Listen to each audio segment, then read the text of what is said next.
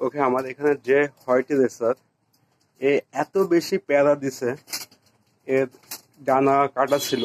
আমি মনে করছি যে এ তো উঠতে পারে না, এ অনেকদিন তো সিঙ্গেল আছে, তার মানে ওষুধ খাওয়ানোর পর এ মোটামুটি সুস্থ, ঠান্ডার সমস্যা ছিল।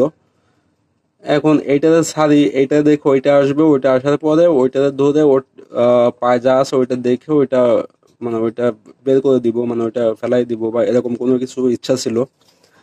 এইবার এইটা নেওয়ার পরে এ আসলে দেখি যে ওরে এ মোটামুটি ছাদের থেকে আপনার দোতলার উপর যায়, উপর থেকে গাছে যায়, এবার এইভাবে এইভাবে অনেক সময় ধরে ঘুরতেছে। আর এত বেশি বৃষ্টির ভিতর আমিও এর পিছন পিছন ছিলাম, আর আমিও ভিজেছি আর ও ভিজেছে।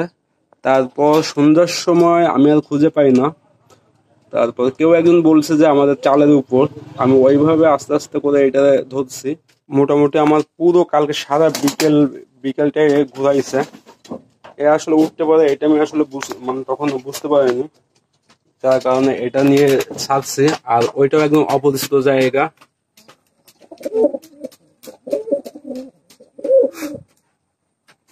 কেউ কাউকে সহ্য করতে পারে না। ওকে, যা হোক, কবুতর মনে করছিলাম যা পাবো না, হারাই গেছে এরকম, তারপর পাওয়া গেছে এইটুকুই। আর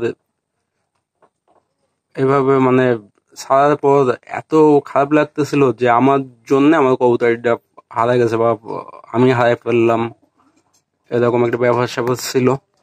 আর এখন কবুতরের খাবার পুরোপুরি শেষ, আমি এখন যাব কবুতরের খাবার আনতে।